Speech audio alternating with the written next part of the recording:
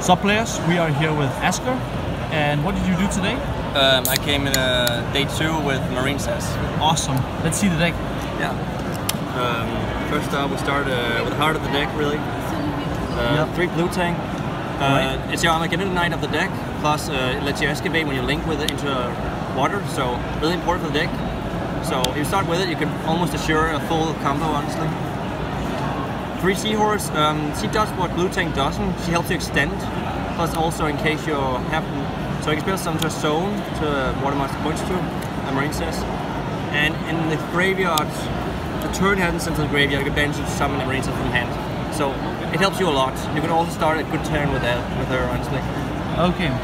And the last Marincess monster we play is 3 of this. Why are you playing 3 of this? Because the list I usually see only play 1 or 2. Yeah, but the important thing is to get Marincess cards, and this deck uses a lot of extenders. Because of that, I had to max out the 3. Plus, also, it's not really bad as long as you get Marincess monsters enough on the board. You can spam this as well, and just having this as an extender helps you go into combo. So it's really great. It's not as good as the other, but it's necessary, I think. Okay. I couldn't really cut it right now, not unless the new support comes out. Yeah. That's Marincess monsters for. And of course, since we water, we play Spicy Frogs, 3 swaps, 2 Ronin Toad, and the dupe. Self-explanatory to help you spam, and this thing is it's actually really good, because when you made it totally awesome, they're forced to battle this, and in case you haven't used them all up, you can search for this. So overall, it's stable. Yeah, okay. Helps you extend, and helps you also make a combo. Then we played as a little interesting tech. I played 2 Stingrays. What does this card do? It's kind of like Swap Frog, actually. You can discard a water monster from your hand to special summon this from your hand, and then it turns to a tuner, but that's irrelevant. Ah, okay. The more fact is it's a level 4, and you can make it into a dweller with another. And yeah, okay, that makes sense. So it's really, really great. And worst case scenario, you can just toss it off for Swap Frog. So never really a bad card, honestly. I only dead through it once in this entire tournament. You can use it to pump into Coral Animal. Yeah, as well. I actually even considered taking a 3rd in because of how useful it is. And because this format is so mixed up with Orchist and everything, I played 1 of each. So you play artifacts in the main deck? Yeah. This was surprisingly good. I almost say better than this because I played against 5 Orchists this entire tournament. This just stops so many, and it stops also Thunder Dragon that plays. The last player, a female player plays against who played Thunder, she died when I activate this. Okay. How many times did you draw it, like the Lancia? Too many times. And if not, I used the Sanctum to begin it out. But this thing, I would not take either of them out. I even considered taking a 2nd one in. Okay. And then because you need some sort of counter, you play 3 Ash. Self-explanatory. Yeah, mandatory, and the staple hand trap of the year, honestly. Nothing really takes away. That's all the monsters. Spells, 1 field spell, Battles Ocean. This brings out your monsters to be like heavy beaters, not even like the biggest monster can run over them. Also, if you link together with other Marincess, if you link with Crystal Heart, you can make the new Link Marincess monster immune to any effects. It's so great because when they take gear, they actually hit you with Nibiru. Yeah. Then they cannot remove the monster because it's immune, because it's an effect to tribute. Ah, okay. So one of the Orcs players lost because of this, and it's so great. And also, an important thing. It's also searchable, right? Yes, it's searchable with a Link monster. Yeah, okay. And it helps you equip monsters, Link monsters to it, summon Link Marincess monsters. And for each one, it gains 600, and it gets 200 to all Marincess on the board. They go all the way up to 45 in total in attack points. If they destroy it, you can just get it back from the grid. Yeah, this deck uses a lot of recycling. And of course, Cyber, so we play 3 mining. Mandatory, yeah. And it's great. Stable. I only got asked twice this entire tournament, so you have to play it. 3 Desires, still kind of off and on playing this, but it's necessary for the draw. Yeah, just a +1. Yeah, and for 1-ups, Monster Reborn, MVP of the day. I made so many compacts with this thing. It's so great. People really underestimate this card. Foolish because sometimes you want another frog and another extender in the grave, and 1-for-1 because one of your Marincess is a level 1. Yeah, the Mandarin, right? Yeah, and it actually saved me a lot. And and if not, then it's easily Ash bait. That's all the spells for traps. The most annoying trap of the day, Marincess Wave. So this is like an impermanence, right? Yeah, even buff is like on steroids. First, if you have a Marincess on the field while it's face down, Marincess Link monster, you can activate this, negate a monster on the field, and all monsters on your board is immune to effects. And if you have a Link 3, a higher Marincess, you can activate from hand. And it's not only Marincess cards, it's every card unaffectable, so he can make the Abyss Dweller unaffectable too. Okay. There's actually also one against Orchist. Only monsters, but it's so amazing, and you can recycle it as well. So if you draw it, you'll almost set up for the entire and all turn. of these cards is water, so the Dweller is buffed. Yeah. Oh yeah. So it's a buff Dweller that is unaffectable. Yeah. 3 Sanctums because you play Artifact. Yeah. It's actually really great because I many times baited by getting hit by Phoenix here in day 2, which actually won me the game to get out land, Scythe. So overall, it's great having, and many people played in this tournament.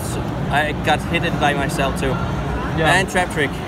This thing is easy just to get easier into these guys because sometimes you won't draw them. Yeah, just extra copies. I actually considered taking a 3rd one in, but the problem is that you already use your back row so much by the equip of the field spell, so you do not have time, and sometimes you also have a space, once you have space when you activate this from hand. So I only wanted to play the minimum amount of traps I wanted, and the less good trap of they 2 Ghostins. Never activate a single time this entire tournament. Yeah, so you would cut them in the future? I would probably take them out because they're good, but many people have just too many outs to it, and the rest of the time it's just dead. So that's the main monster deck, 42. 42 cards? 42, okay. Excellent number. It's, extra deck. We play 2 blue slugs. When it's summoned, you can take a Marincess from your monster from your grave and take it to your hand. This is great because if you link together with this, you can actually summon it, link with it. Some of them say chain 1, chain 2, so they can't respond to this, like with Ghost Ogre. And then you can excavate, so unless actually they ash this, then you end up losing an ash as well. That actually happened a couple of times this tournament. So 2 of this, definitely good. And because you only play 1 field spell in the entire deck, and the only Marincess field spell card, you only play 1 of this. This searches for spell cards by Marincess. That's the only reason you play it, really. And then because this is absolutely crazy, you have to play 3. Pretty much you're reborn for your Marincess. Yeah, is it the most important Link monster in the deck? Yeah, I will say it because it helps you extend.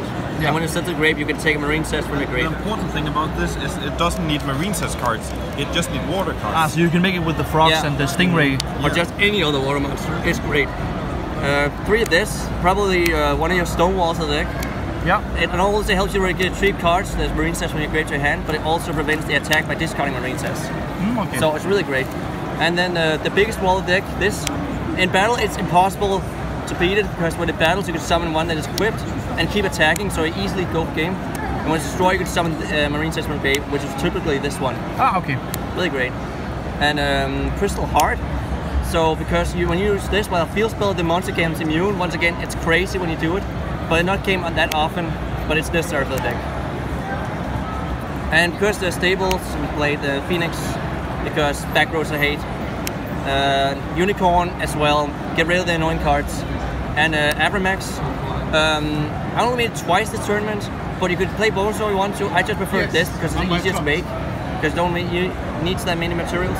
Oh, okay. Toad, some play 2, I don't understand. You only get to use 1 entire turn. Oh, okay. But it's mandatory to play, like, at least in the extra deck. Mandatory, because in worst case, if it gets popped, you can just take a water from the grave to hand. Yeah. So it's so great. And the MVP Exceed of the day, Dweller. Of course. It's so amazing, this card.